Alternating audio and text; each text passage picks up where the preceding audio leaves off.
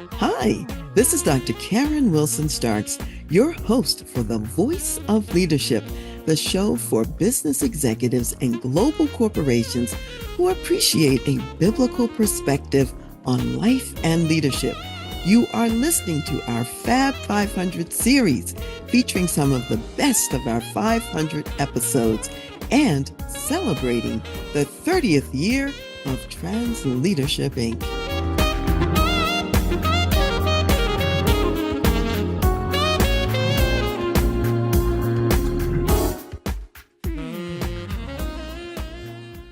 Today, we are talking about strategies for addressing mental health challenges in the workplace.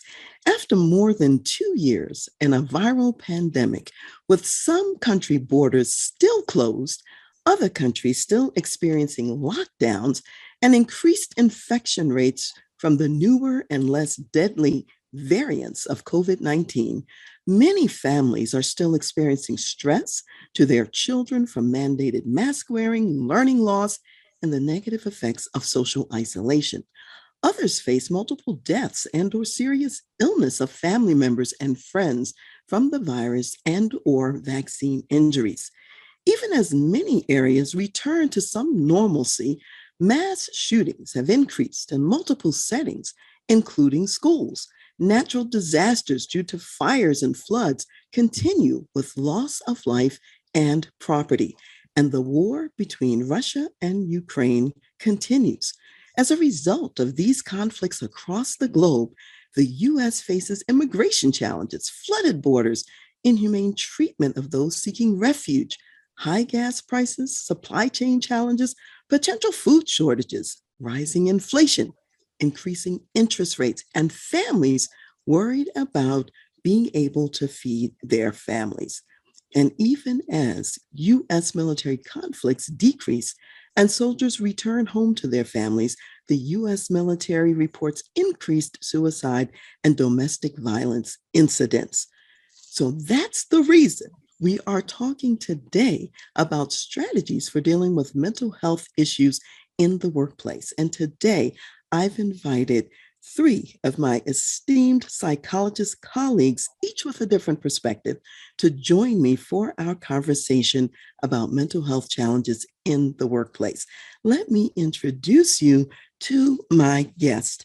First of all, Dr. Tonya Armstrong, PhD, MTS, is an international speaker, author, licensed psychologist, minister, and CEO of the Armstrong Center for Hope, cultivating psychological and spiritual wellness for all ages. Dr. Armstrong is the author of the book, album set, Blossoming Hope, the Black Christian Woman's Guide to Mental Health and Wellness. Thank you, Dr. Armstrong, for being here with me today. Such a pleasure to be here with you today, Dr. Karen. Thank you so much. Next, I'd like to introduce my next guest. For 20 years, Dr. Len Wysocki held a variety of generalist, specialist, and VP management positions in human resources and organizational development in Fortune 500 organizations. He is a board-certified vocational rehabilitation counselor and is a licensed psychologist in the state of Connecticut. For more than 30 years, Len has coached executives and consulted with Fortune 500 companies in aerospace, banking, insurance, large hospitals, nuclear manufacturing, and pharmaceutical industries. Thank you so much, Len, for joining me and being here today. My pleasure. Thank you. All right. I'd also like to introduce my colleague, Dr. J.C. Wright. She is a licensed psychologist and board-certified coach with over 20 years of experience as a coach and leadership development consultant. She was an adjunct executive coach for the Center for Creative Leadership for 15 years before accepting her current position as Principal Leadership Development Specialist at a global Christian ministry. JC was also an active duty Navy officer and psychologist. Welcome, JC, to the program. Happy to be here, Dr. Karen. Thanks for having me. Wonderful. So, thanks to all of you. I really appreciate having you here and being able to have this conversation and to tap into your expertise about mental health in the workplace. So, Dr. Armstrong, I'm going to start with you today. Since you work primarily in a private practice setting and you've got a window of what mental health challenges people are experiencing right now. So, that's why I'm going to start with you. And before we jump into some of those more specific questions, tell us a little bit about the Armstrong Center for Hope. I know you are based in Durham, North Carolina. What do you do there and who do you serve? Thank you, Karen. At the Armstrong Center for Hope, we do specialize in psychological and spiritual wellness for all ages.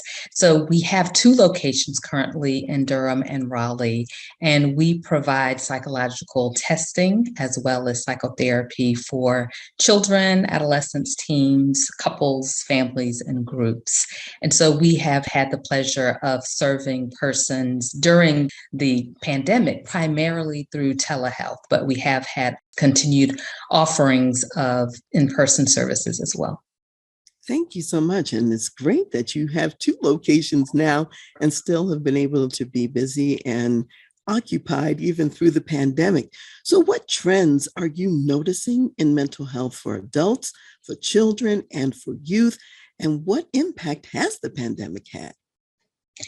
So, into the perhaps the first 6 months of the pandemic, we were given the opportunity to actually collect data, which is not something we typically do in a private practice setting, but we were able to publish a paper looking at the trends of mental health that we were seeing in our clients. And we also had the opportunity to hear from our clinicians about how they were doing through the pandemic. What we found basically is that there were higher levels of depression, anxiety, social isolation, and grief and loss. And we saw those across all ages. We did tend to see that some of our youth were having challenges with virtual learning. And we saw that the clinicians were struggling with some of the very same things as our clientele. But we did note that it was important throughout the pandemic, and we actually termed it in our article the poly-pandemic because of the slew of challenges that you mentioned in your introduction. We found that encouraging our clinicians to attend to self-care was really a very helpful antidote against some of the many challenges that we all were seeing, and in turn encourage the same to pass along to our clientele. Thank you very much. I really appreciate that, especially just noting that the clinicians are at work and they have to take care of themselves too. That's an important point you just brought up. So, Len, I'm going to turn to you next. You're based in Marlborough, Connecticut, and your consulting and coaching practice is focused on Fortune 500 executives and physicians. You also do some limited clinical work. Tell us a little bit about your practice setting.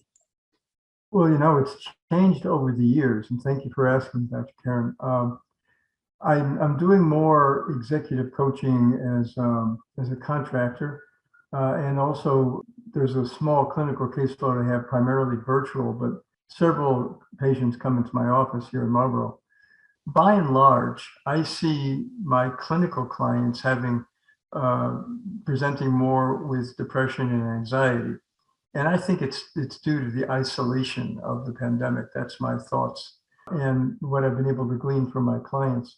My executives are so busy. There's more of a strain on them.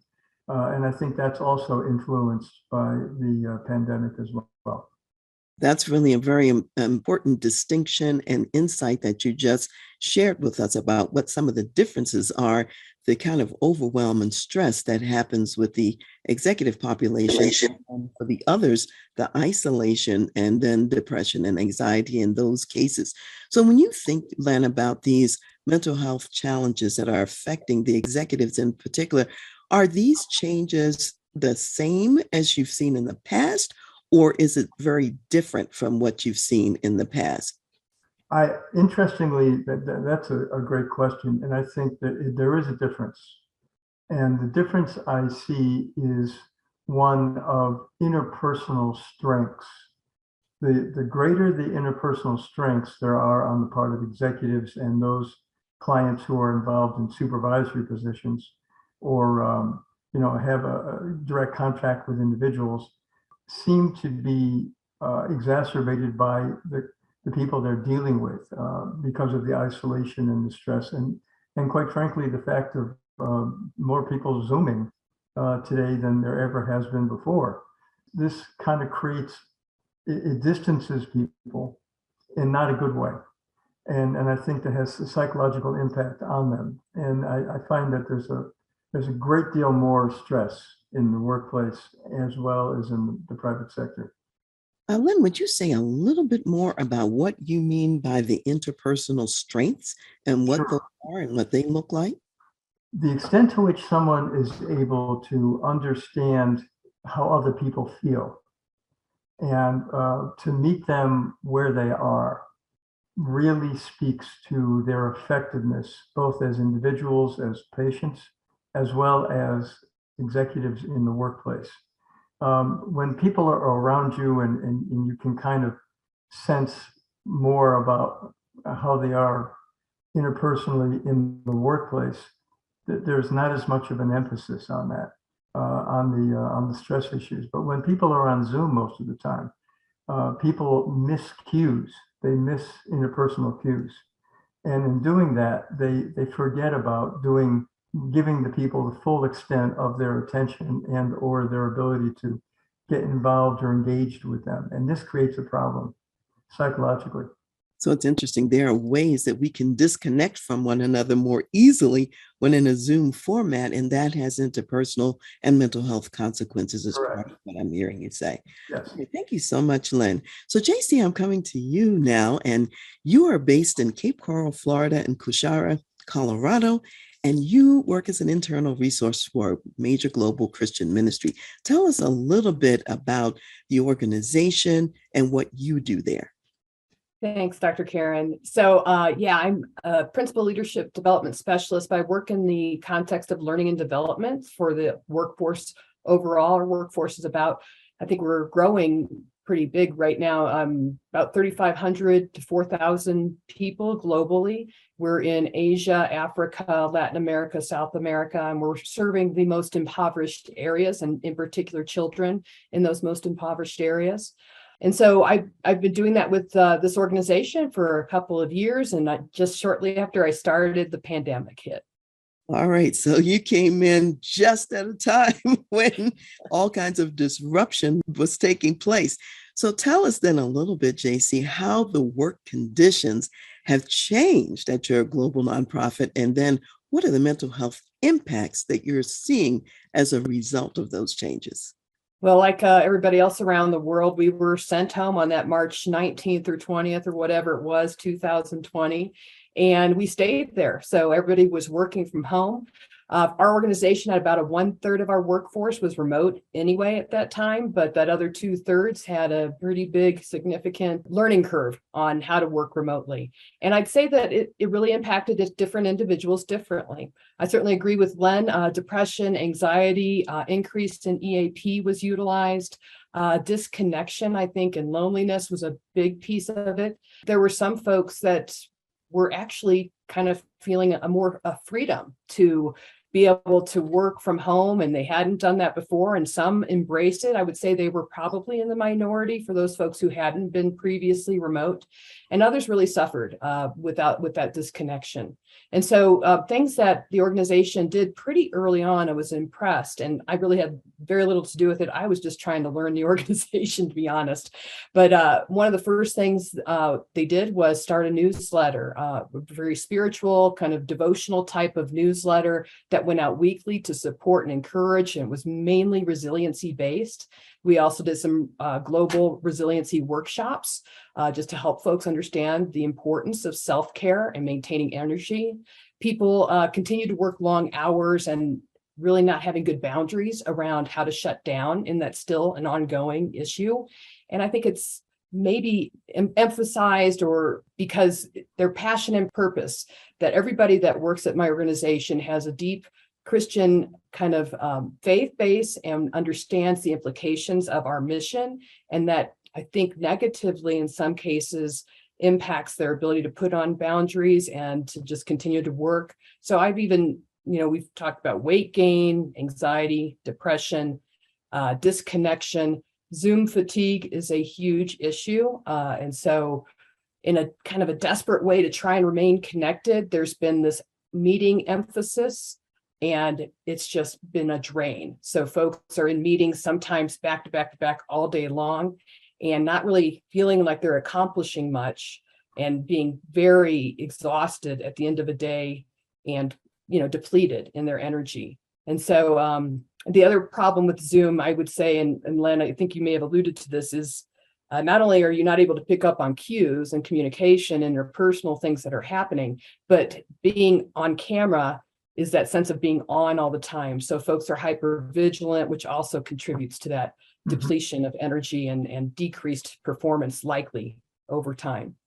JC, you mentioned a couple of things that I want to highlight and have you expound on a little bit more.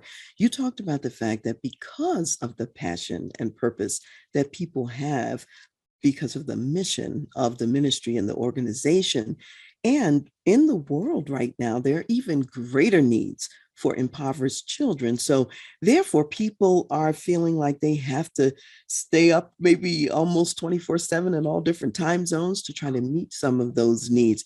And so say a little bit more about that, because that's unique. Not all businesses have that component or that aspect.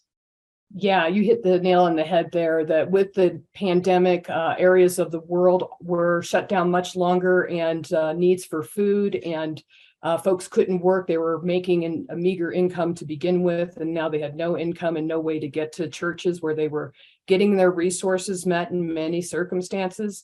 And we knew that the needs were greater and greater over time. And so the marketing department in particular felt that strain of, we need to bring in more funds, and folks, wore themselves out. And so there was some turnover, just that they feel like a failure and they move away, or they just feel like they can't keep up. And so that can create some attrition as well. But yeah, it's tough. I mean, it's a blessing to be able to work somewhere where you're completely aligned with what you're trying to accomplish and able to work within Jesus's ministry. And what a blessing we know that is. The flip side of that is, it's so involved in who you are and what you're about that it's hard to disconnect, if not impossible.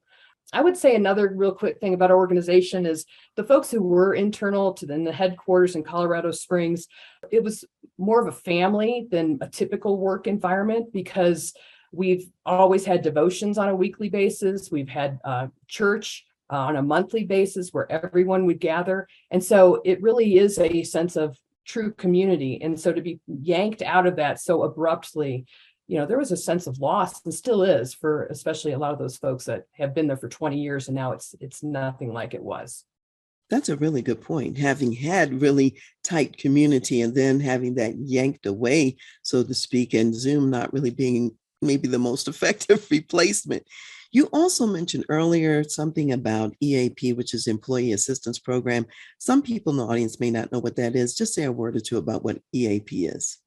Yeah, exactly. You just said it's a way for folks to get mental health counseling in a confidential way to meet their needs regardless. And different organizations do it differently, but typically offer, external counselors up to a certain number of sessions per condition.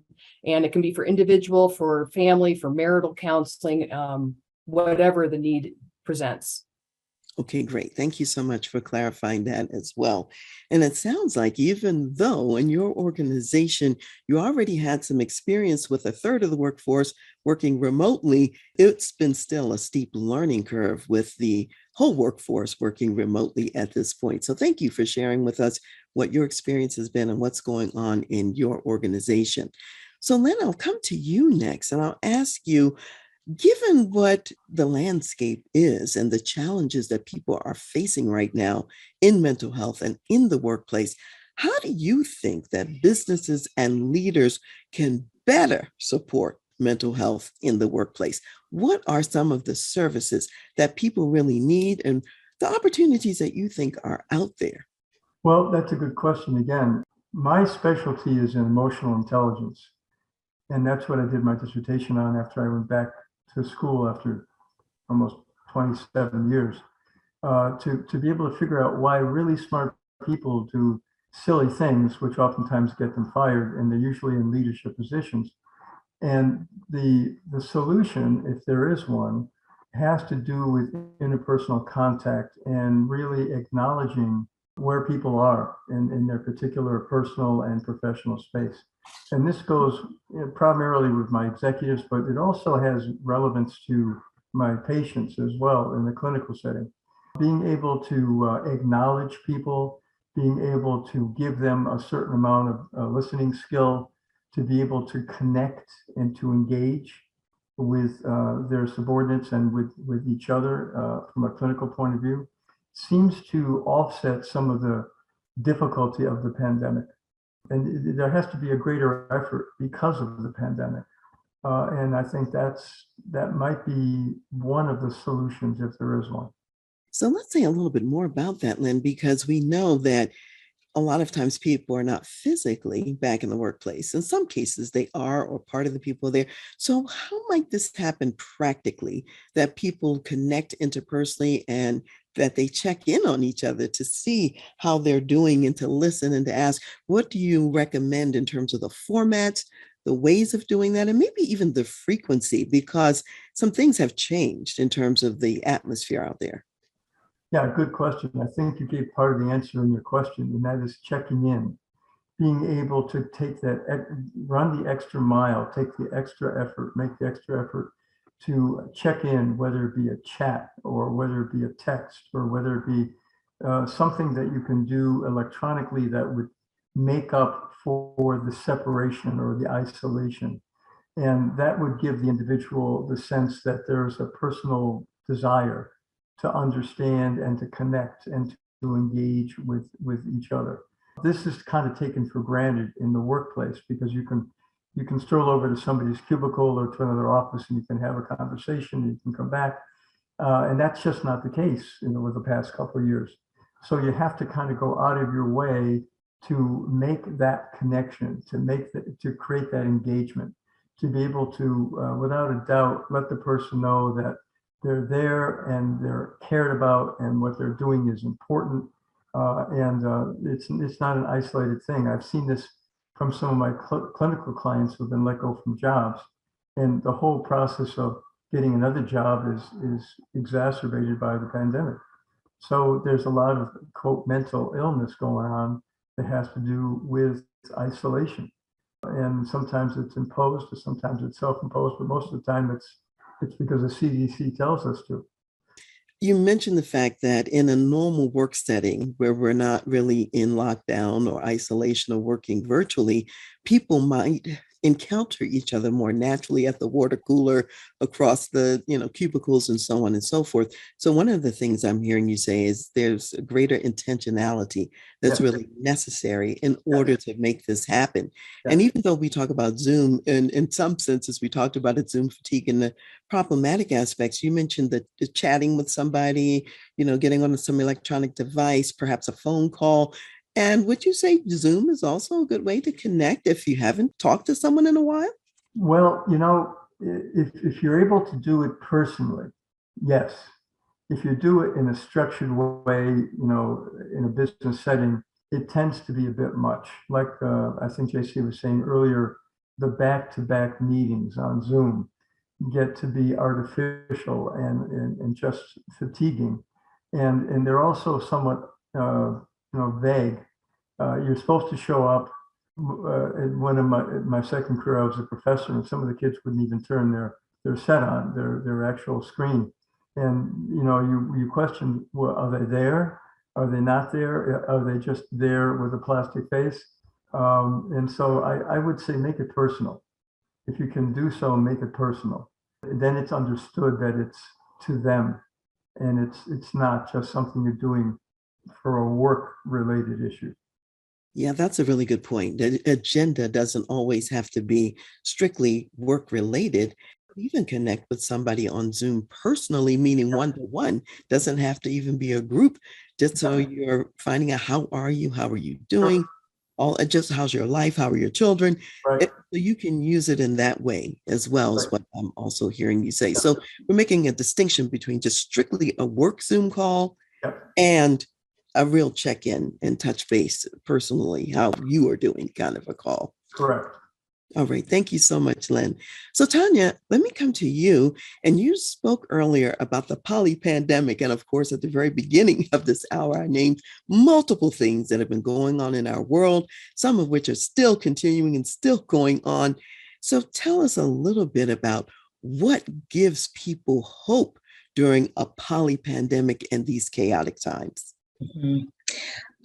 As I've mentioned, at the Armstrong Center for Hope, we do serve persons who are often interested in incorporating a spiritual outlook. And so often for persons of faith, there has been a parallel drawn to even biblical times that we are going through. There's one thing you're dealing with one week, and then the next thing it's with the weather or the climate or the crime, and it just goes on and on. And so we have to acknowledge that those events are occurring and affirm for people that when they have those feelings of anxiety, maybe subclinical, but still that kind of anxiety that is a natural sort of normative response to the events of the world, we have to acknowledge those things. And yet we often look for those places of hope. And so sometimes we find it most useful to start with the individual. So we may ask them what their sources of hope are. And even for persons who do not describe themselves as spiritual, it often is important to use the language to develop a sense of where persons may find hope. Perhaps that hope is something that is found in their relationships. And so as we've been talking a lot about the social isolation that has resulted from the poly pandemic, we then have to say, have there been new opportunities to form relationships, which is sort of ironic, but has indeed happened for many people through the use of technology. So we look at relationships as being sources of hope. We often will ask people about some of the shifts that have occurred. So, for example, the Great Resignation is a thing that's been going on in our world. And for some people, that has been the cause of vulnerability, or that has given them the experience of vulnerability. But for others, it has been empowering to recognize that there are additional opportunities that exist in the world. And so we like for people to look at where is their hope, perhaps in your vocational calling. And then we like for people to look at where the hope may be in their spiritual connections. What is it that they have perhaps had an opportunity to enrich during times of being socially isolated? Some people who were used to perhaps joining together in person in their communities of faith have found that they've had to resort to virtual connection, or perhaps they've had opportunities to visit other communities of faith virtually and find some sustenance there. And so if we can open the conversation and have our clients reflect on what their sources are in these and other areas, I think that we can look at the poly pandemic instead of just as half empty. We can see the half full possibilities that exist. Now, Dr. Armstrong, I'm really delighted by what you just said, because sometimes people don't think about what their sources of hope are. So just asking that question and helping them to categorize those or to name them, they realize they have a lot more strengths and possibilities than they otherwise would think about. So it's a very important exercise. And with the news focusing on so many negative aspects, people may not think, well, if I just lost my job, what might be a benefit or what might be an opportunity, until you ask that question and help them to think, what is something you always wanted to do and now you can actually pursue it, or now you can actually do it, or how can you do some new kinds of relationships? Like I know for myself, I've always been a global traveler in my business, and I haven't been traveling globally, but I've actually met with more people globally because of Zoom and other connections like that.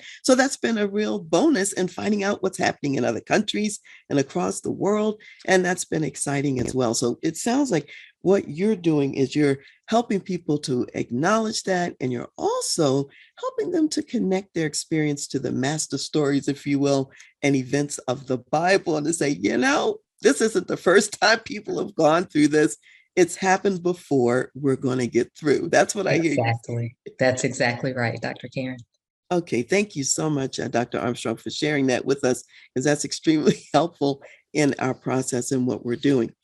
So I'm going to come to you, JC, and you named a number of wonderful things that your organization is already doing in terms of the newsletter that's been put out and other connection points. What else do you think companies can do? Maybe even something that your company's not even doing yet, or if there are things that they are doing which you haven't, shared with us or named. Name some of those things, and how might these strategies actually impact wellness and turnover in the workplace?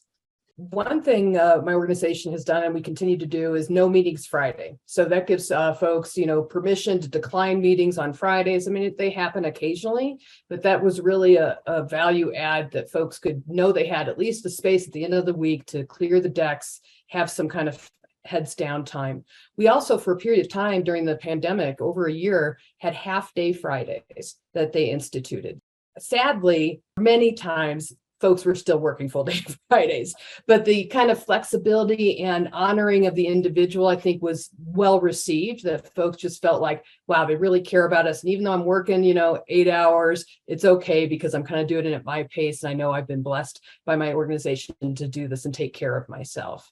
As we've started to open up, they've got hotel spaces, right? For those folks that are still in the area that want to come in a couple days a week, that then have that community and communion with each other, they can do that. We have regular meetings kind of early in the week and late in the week. So a prayer meeting at the beginning of the week with a team. And it's not like everybody does this, but just one thing that we encourage folks to do, and I think many of our teams do, is they come together as a small team and just bring their prayer requests and praises and start off the week kind of listening and caring for one another. An optional kind of meeting toward the end of the week just for fun, just to eat lunch, hang out, to try and get some of that connection Len's talking about. And I think all of us have mentioned that you're not getting at those cubicles or when you're by the, getting your coffee. Now my area is in demand, right? So things are opening up. Teams have come together. Many people have been hired. So many times teams don't know each other in person at all. Or, several folks are brand new to the team. And so when things started opening up, we had a lot of requests and still do for offsite meetings. And these have been great. So we use it as a time to really get to know each other in depth, to set some norms around some of the things we're talking about. Are we going to have one-on-ones like walk and talk on the phone, or are we going to have Zoom as our camera on or mute on? And just identifying and clarifying some of these things can help folks, just feel more at peace and understand one another, what's okay for taking vacation, what's not, and all those kinds of conversations. So having folks come together and really have a little bit of fun together, as well as get to know each other, as well as set some team norms, all these things I think have been helpful in just helping folks gel, come together and feel connected. Lastly, it sounds so simple, but I think we've all talked about how disconnected we are literally and, just by Zoom, even there. Having leaders come in their one-on-ones and really start those one-on-ones with, how are you really? Right? So people say, how are you? I'm fine. Then boom, they're into task mode, many folks, versus let's really talk about what's going on and how can I help you? Where are you at? What's happening? What support do you need? And so that's from a leader perspective. From a team perspective, in order to help that connectedness, because we're naturally siloed now, if you're not being intentional, how can you intentionally be interdependent with your teammates or other departments? And how do you have that conversation ongoing? How do you create projects that require that interdependency to allow the organization to flourish, to accomplish their mission, as well as for folks to understand how, impactful their role is in the organization? I know I said lastly, but spiritually, we're fortunate we have a chaplain that's available. So if someone, they can, again, confidential, can come to the chaplain with anything they need. If they want spiritual guidance, or if they just want to talk something through a difficult situation, that's an awesome privilege to have something like that on staff. Absolutely. It's something in addition to the employee assistance program, you can actually go to the chaplain. What I heard and what you were saying is that that connection with people happens at the individual level, the team level, and cross team in the interdependent context. And people are checking in personally too, kind of like what Len was saying earlier, not just about work, but how are you as a person? And so you've been leveraging also some of the spiritual resources like the chaplain and also the weekly prayer meetings as well. So it sounds like your company has been very intentional and creative in coming up with some solutions. So Dr. Armstrong, I'm going to come to you, and you also have a perspective on spiritual resources and the spiritual part of the journey. So how have faith and our spiritual journeys affected our mental health over the last 2 years? And what else might you add as some ways to leverage some of those spiritual resources? Sure. So some of my comments will be informed by some of my work. I served as a minister of congregational care and counseling at our Baptist church in Durham for 21 years. And so some of that work was during the earlier parts of the poly-pandemic. And so what I've noticed both in the so-called sacred as well as so-called secular settings, I tend not to draw sharp distinctions between those populations. But what I noticed was that persons were often finding that their faith did tend to be a resource. And in some ways, it may have been more of a dormant resource.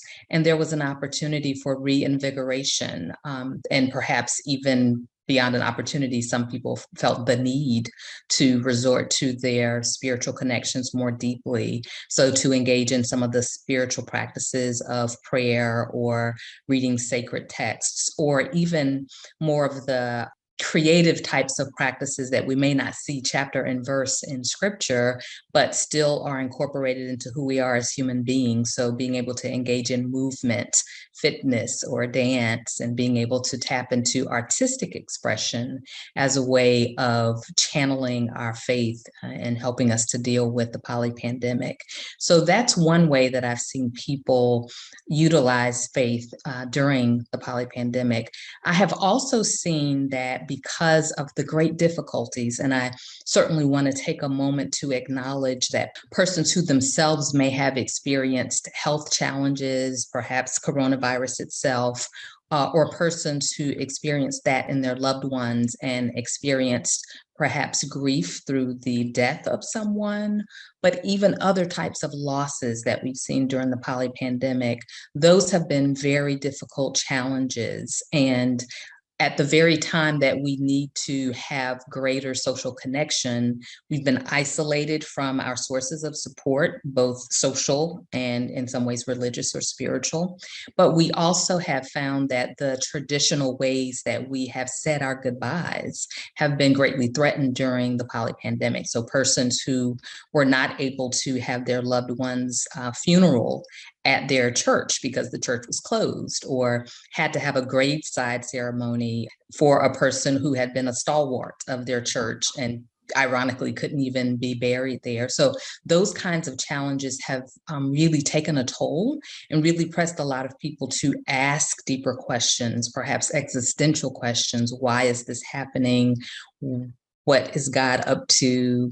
What is this higher power doing in the midst of all of these challenges? Or what other kinds of questions we may ask? And so that has been an opportunity also to ask questions perhaps that we did not ask before, perhaps we were afraid of asking before and found ourselves at a point where we had to ask the questions. And sometimes the answers come in ways that are more predictable and comforting and soothing. And sometimes those answers are not what we want, or we don't hear anything. And so I think in those ways, our faith has been challenged during the pandemic. But I do like to remind people that there are places where we can even see Jesus telling us that and showing us through his ministry that even in unbelief, Jesus still comes to our aid. Jesus still heals, even when we're not really sure we believe on a certain day. And so that has, I think, empowered us to know that on those days when we're struggling and we're not sure what we believe or whether we want to pray or whether we want to be connected to spiritual sources, that our God is a constant and continues to give us the sustenance and support that we need. You know, one thing I really love, Dr. Armstrong, what you said is that even as things are changing all around us, and we have to become more creative in how we access one another and also how we have our relationship with God, that God remains an anchor, one that doesn't change, and yet we can adapt. With God for the current times. And that's what I hear you saying. And have people be a little bit broader in their perspective. Like, for example, you were talking about movement and music and physical fitness, doing your exercises to your gospel CDs, Yes. might be an approach. So thank you for sharing just this. Maybe an avenue that we're accustomed to has been cut off and we try something different.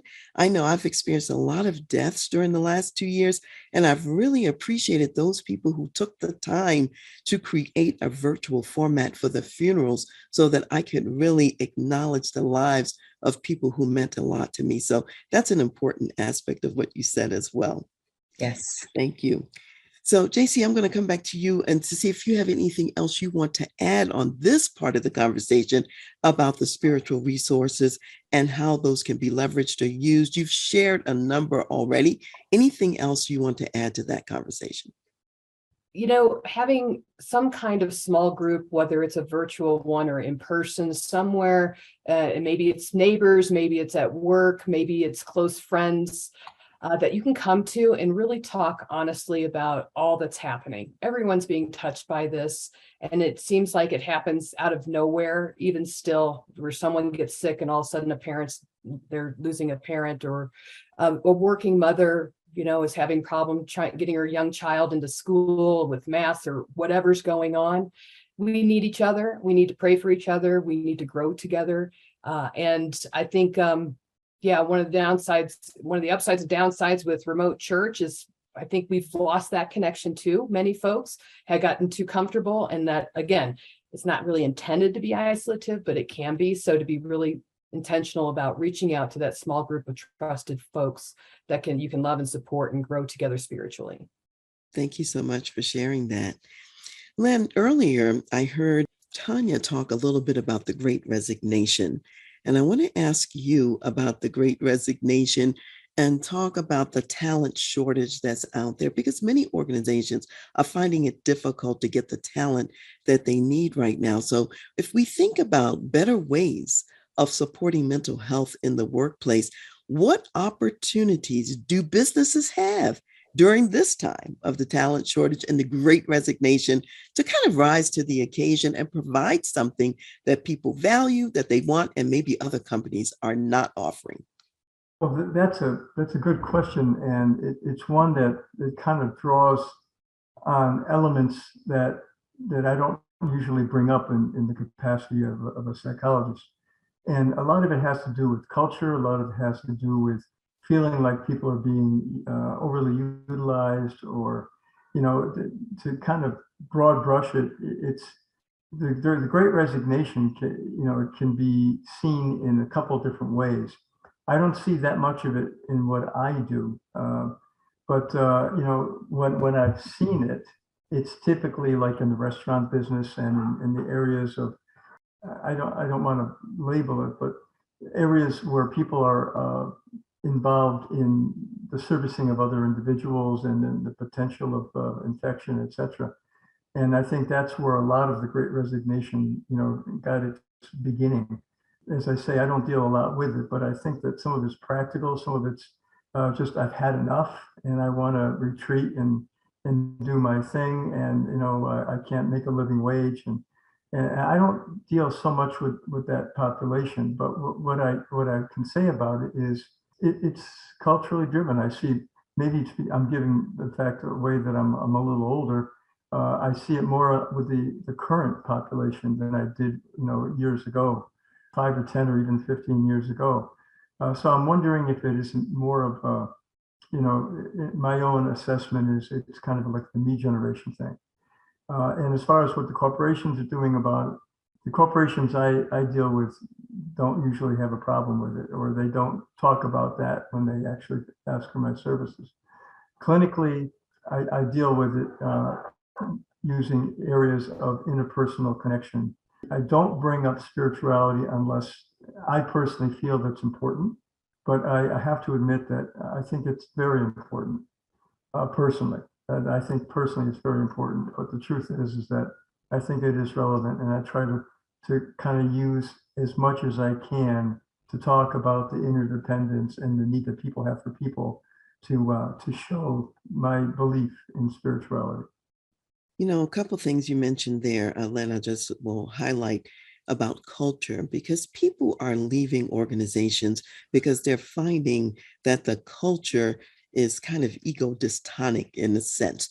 If the organization and the leaders in the organization are not showing caring for people individually and personally, and if in the space of the overwork, there's not a sense of support mechanisms around and so on, that culture is probably going to be more vulnerable to what we're calling the Great Resignation.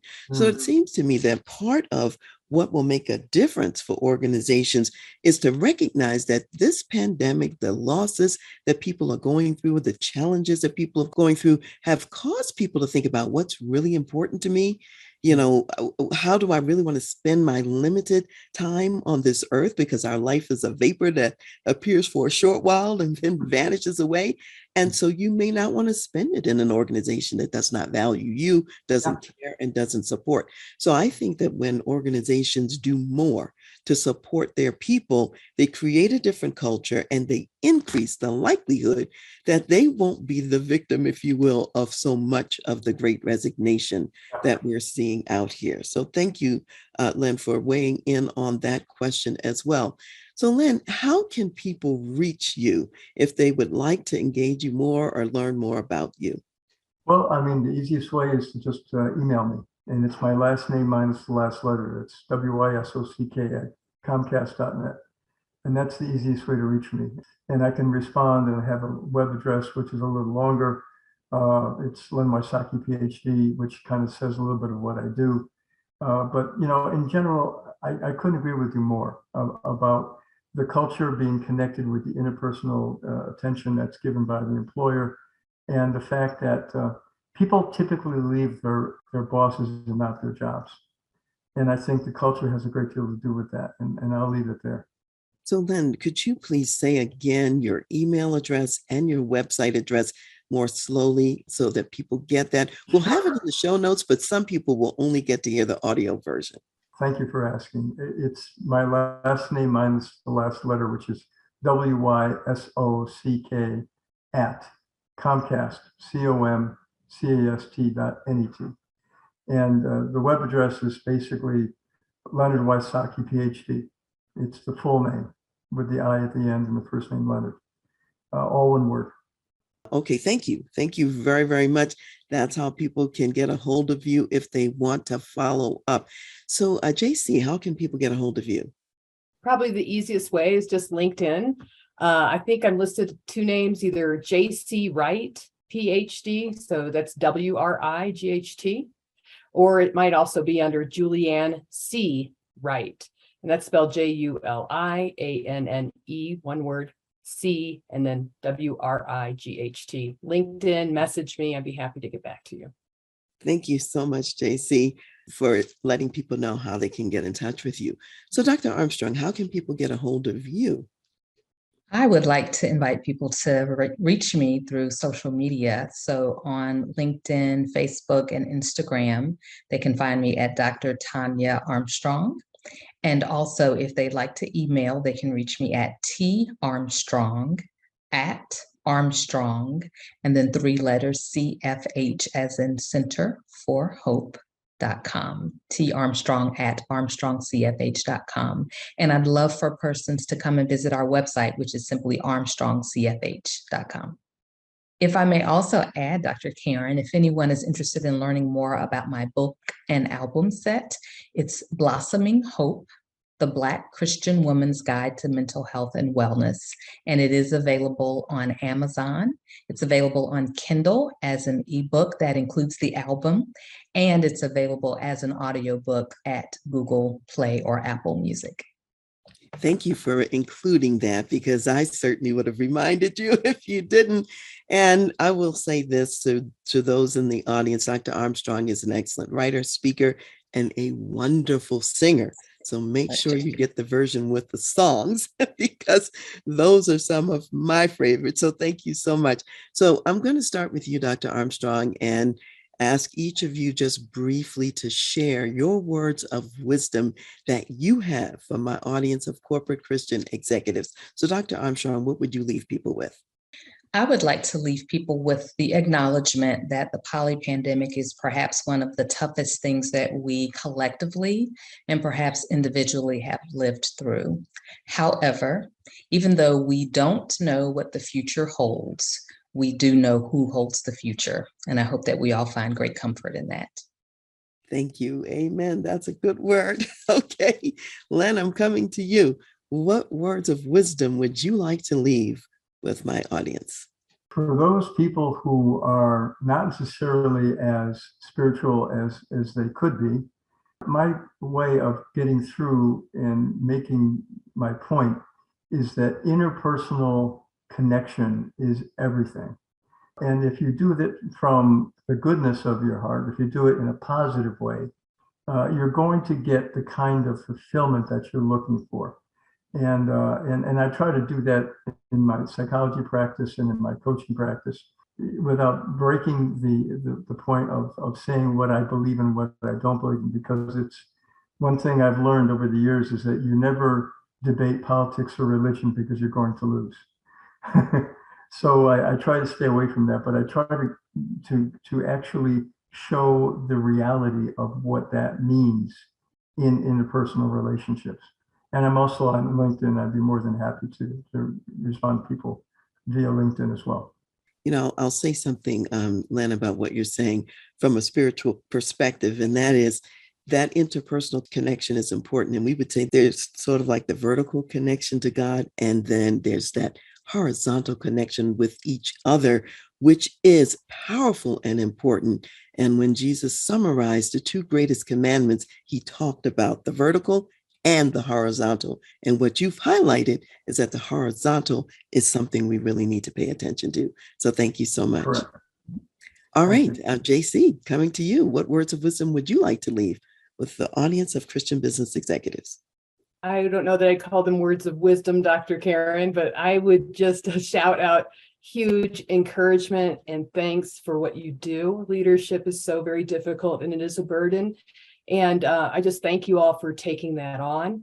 I would encourage you to take care of yourself, to put space in your calendar to reflect on the week, so you have time to be strategic about what you're engaged in and what's working and what's not and what's next. To take care of yourself physically. It's okay to take breaks. It's okay to go for a run. Whatever you do, meditate. That helps you replenish. Maybe prayer time. And I've seen oftentimes in my 20 years working with leaders that it's kind of a double-edged sword. What has gotten you to leadership is your ability to take action and make decisions and have responsibility. And at times that gets overused, and you can end up feeling that burden even heavier than it needs to be. And I would encourage you to really listen to your direct reports and your peers. Try and figure out how you can support and empower versus direct. You're certainly going to have to direct sometimes, but to try and keep an eye on that balance, because I think it's counterproductive for the organization and for the leader as an individual in many circumstances. So a huge encouragement. I pray for my leaders all the time. I'm thankful for my leaders, my direct leader, as well as leader of organization, and Jesus Christ as leader of my life. Amen. So thank you all for being with me today. I really appreciate you sharing your experiences, your life journey, and also your wisdom with me and also with my audience. Thank you. Thank you. Thanks, Dr. Karen. You are welcome. So, as we wrap up today, I want to remind the audience of a few things. Today, we've been talking about how, yes, there are many challenges out there. However, we're not alone. We can build connections and we can be intentional about thriving at this time and seeing opportunities that we may not have seen before. So make sure you go back and listen to all of the detailed strategies that my colleagues have shared with us today.